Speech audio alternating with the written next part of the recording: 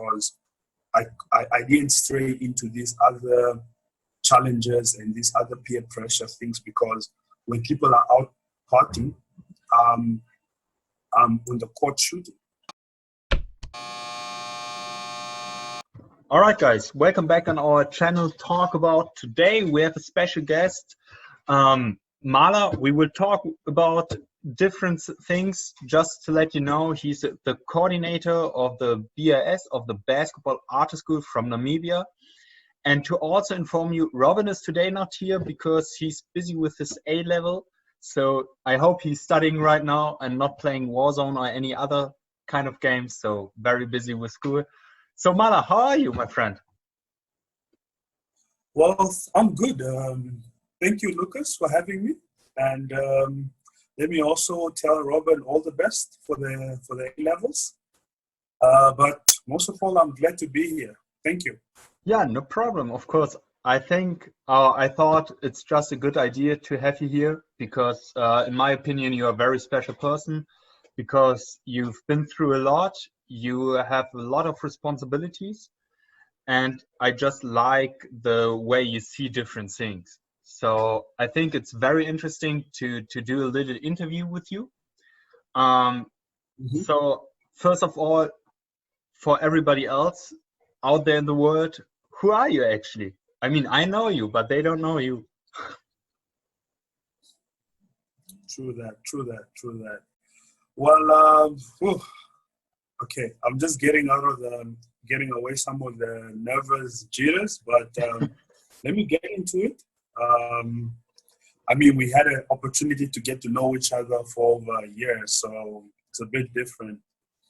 But I always say, whenever I have to explain who I am, it's always hard to explain it within a little bit of sentences, because I think it takes time to get to know someone.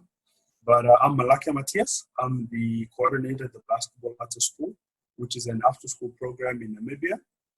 And I'm Namibian, first of all, and was born, bred, raised in Namibia. And so that's a bit of my background of who I am. And my responsibilities at BAS is basically just to look at the day-to-day activities at BAS and working with the kids who are from vulnerable background, and they're part of the Basketball Art School. So what they do is they come from school. They have an after-school program which involves tutoring, education, and basketball training. So those are basically my duties. Okay, but who I am, well, as we go through this interview, definitely I'll be able to explain more of who I am and what I do and what inspires me. So it's very hard just to answer who I am, really.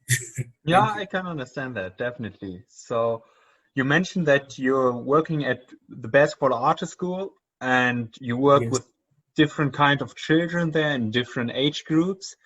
Why did you decide to work in that area specifically? Because, I mean, you could also choose, of course, another job. So it was your choice to do that.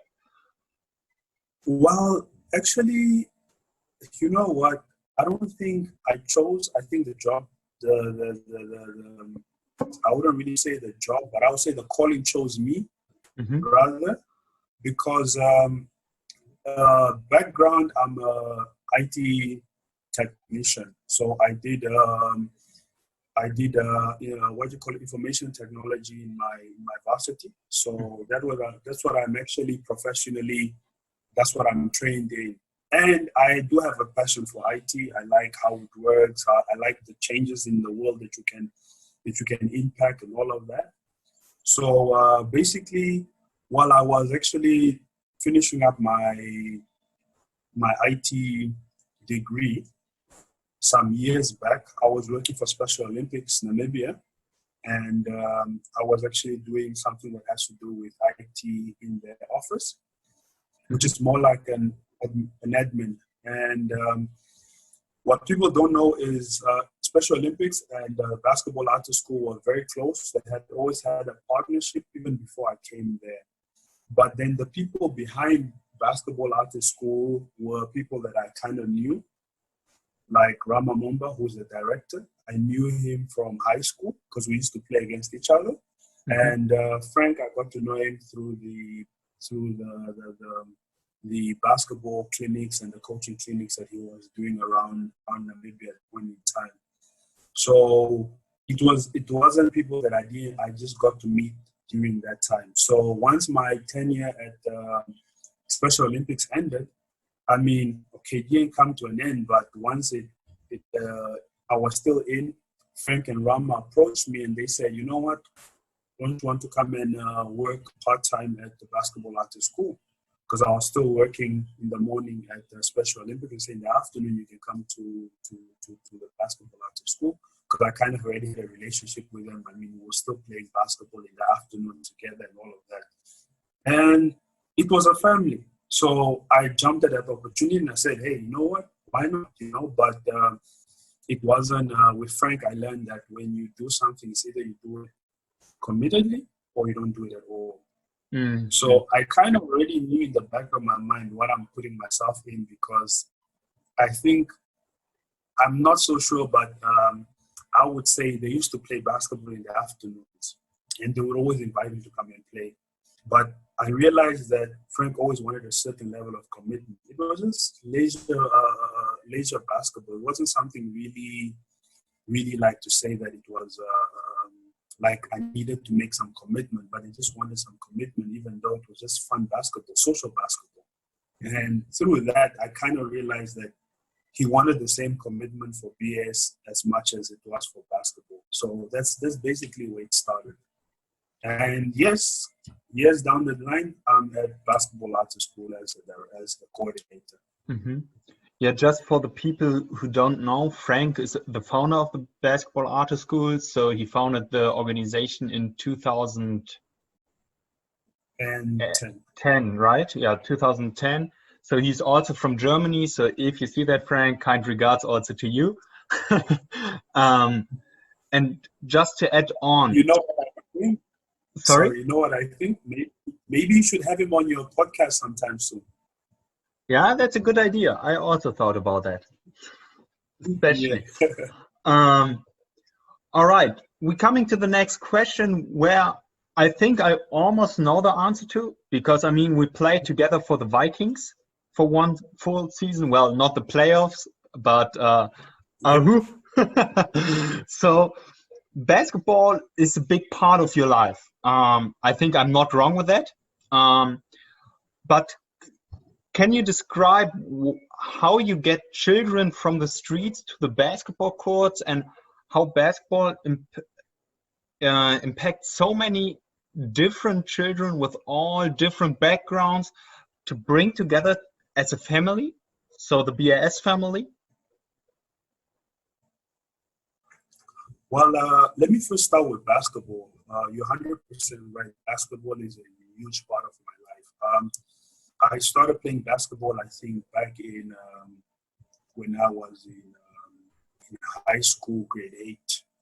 But before that, when I was in primary school, I was already watching basketball. I was watching, I think, the Chicago Bulls. I think it was early 98 and all of that. And I just didn't have an opportunity to play because in my primary school, we didn't have any basketball. But I knew what I wanted. I always wanted to play basketball because I was so in love with the game. So when I got to high school, that was one of the best basketball schools in Namibia at that point in time, in Windhoek actually. And they have won multiple championships, the school. It has a huge basketball culture. And the school was Concordia College. That time it was called Concordia College. So that very first year when I got in grade 8, everybody's excited to beat. You are like, you are, you say a freshman. Some people say a freshman. Some will say, in Namibia, they call it, you are a greenie. They call it a greenie in Namibia. So in my greenie year, I was like so excited because I'm in high school, and they always say you have to do sports. So the first 3 months is sports, from athletics, and then from there they start dividing different kind of sports. So I went to try with the soccer team, but it's not what I really wanted. and I found the basketball team practicing, and they didn't have a basketball age group for my age that time. And I was a bit small and scrawny kid, very geeky, just excited to be in high school and all of that. And the basketball team comprised of much older guys, physically bigger and everything.